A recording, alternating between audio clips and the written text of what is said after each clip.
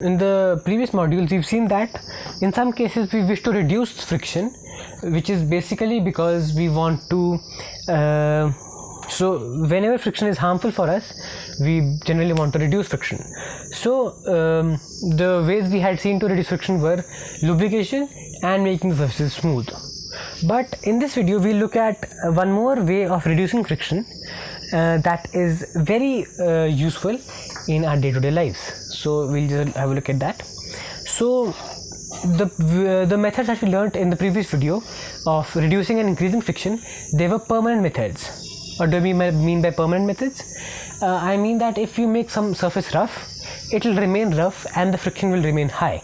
Or if you lubricate some surface, it will remain lubricated and you cannot immediately increase the friction. So if you lubricated something, if you've applied oil to the surface of some machine, you cannot immediately increase the friction. So in some cases we generally want the friction to be low at some times and to increase at some times. So for that we have a very interesting mechanism here. It is a very simple mechanism but also a very useful one. So if I have this duster here, if I give the duster a slight bit of push, it will immediately come to a stop. So the friction is pretty high here. One way of reducing the friction is to apply oil on this surface, lubricate it or make this surface smooth, and by doing that I can reduce the friction and this duster can keep on sliding. But what if I wish to somehow control the amount of friction, that too very easily? How do I do that? So first of all, the very easiest method of reducing friction is by using round objects or cylindrical objects. So here I have two markers, and what I can do is I can place the markers on between the two surfaces just like this, and I can put my object on top of it. Now if I give this duster a slight bit of push, see, it will continue to move. Just watch. See, obviously if I had some method of attaching this or having a long chain of such round objects, I could very easily see, but the friction, it is very easy to observe that the friction is very low in this case. I can, obviously because it will end, so yeah, I cannot have it for a long time, but yeah, I hope you can understand the point that I'm trying to convey, which is that if I use round objects like this, I can reduce the friction very much. So without them it's very difficult to move it, but if I do this, what I can do is I can very easily push this forward, and I can actually take a longer object like maybe a book here. Let me take a large book. So yeah, I have a very giant book here that I don't generally use. So this is the giant book here, and you see it's not so easy to push such a large book. But what I can do is I can take the two spherical the round objects, not spherical, and place it under this giant book, and now see, it's much easier for me to push this book. With a slight bit of force I can make it move. And this is the basic idea that led to the invention of the wheel. The wheel that we use in our cars, buses, cycles, trains, almost every means of transportation, we use wheels. So wheels reduce the friction by a very large amount. So without these wheels it will be very difficult to push this book without these two markers, but because I have used the two markers, I can see very easily push the book. So that is the basic concept behind wheels. They reduce friction, and any round object like this would work. Now let us quickly look at the logic behind this. So what I'm going to do is I'm going to exaggerate the irregularities on any surface, and then we can very clearly see that how any spherical object reduces how any round object reduces friction. So what I'm going to do is, so this is a very irregular surface. Obviously this is very exaggerated, but you can look at these projections as the irregularities on any surface, be it your road or be it any ground. So yeah, that is my road here, and it is a very exaggerated version of a road because the irregularities are exaggerated. But now if I put in my wheel here, so if I have a normal something that simply slides, so the irregularities of that object will just interlock just like this. See? Yeah, so they've interlocked, and if I push it in that direction, it's very difficult for me to move because the irregularities would just not let it happen.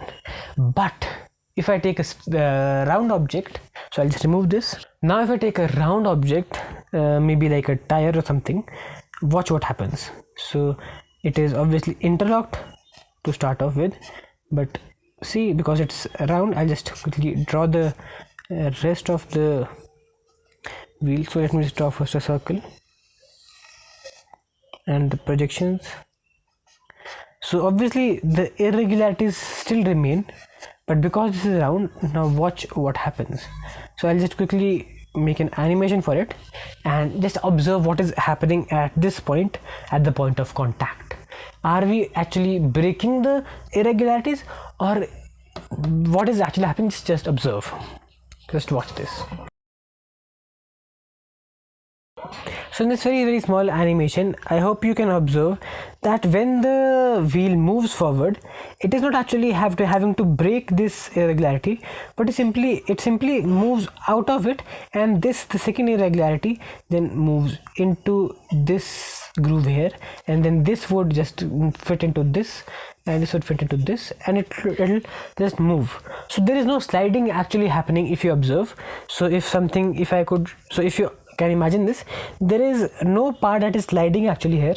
The wheel is simply, so right now this part is in contact, soon this part would be in contact with the ground, then this part would be in contact, and so on and so forth.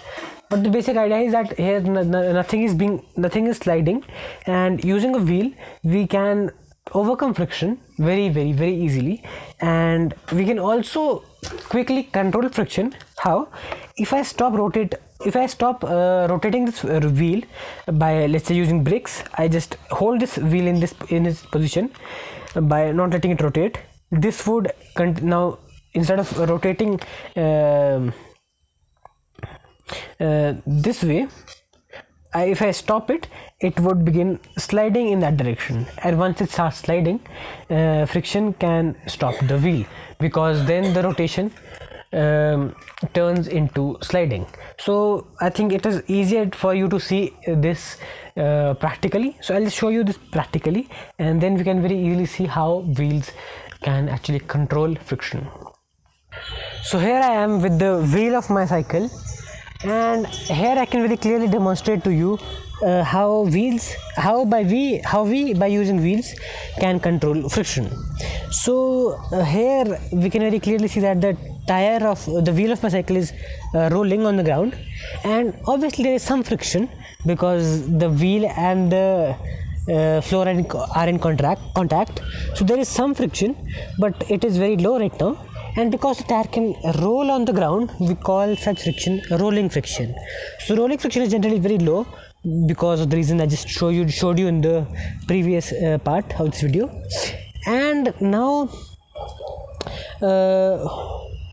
if I apply the brakes, so when I apply the brakes, I'm actually locking this wheel and I'm not allowing it to rotate. So now see, right now it is rolling, and so there's rolling friction, and the rolling friction is very low, so the cycle moves very easily. But once I once I apply the brakes completely, the front brake, the tire is locked. Now it can not rotate, and if I try to move the cycle forward, see, the tire only slides on the ground. Just watch now. See, I can barely slide it. I'll just show you again. Right now it's rolling, but if I lock the brake, the tire has to only slide on the ground. It cannot roll. So right now it's rolling friction. I can move the cycle very easily because I have only rolling friction. But now when I apply the brake and lock the tire, now the tire is sliding, and this is sliding friction, and it's very difficult for me to move the cycle. And this is how brakes work. Brakes convert the friction between the tires and the ground from rolling friction, which is this, to sliding friction, which is this. And that is how, because sliding friction is very high, so your tires are sliding, so this is sliding friction. So because sliding friction is very high, the sliding friction just stops your cycle. So one last demonstration to show you how much rolling friction is less as compared to sliding friction. So see, once I apply the brakes, I can barely move the cycle and I can only slide it for some time, but see, it's very difficult to slide the cycle, and obviously you can imagine that very easily. Now what I'll show you is, I'll place the camera at a different location, and I'll show you, without even pedaling, without applying any external force, the cycle will keep on moving for a long distance. And this place is not on an incline, it's a flat place, so without even applying any force, the cycle will keep on moving for a very long distance. And that is possible because of the very low rolling friction between the tires and the ground. If I apply the brakes, I will immediately stop within a few centimeters, because sliding friction is very, very, very high. So just enjoy the last part of the video, watching me move with very rolling friction. Here's it.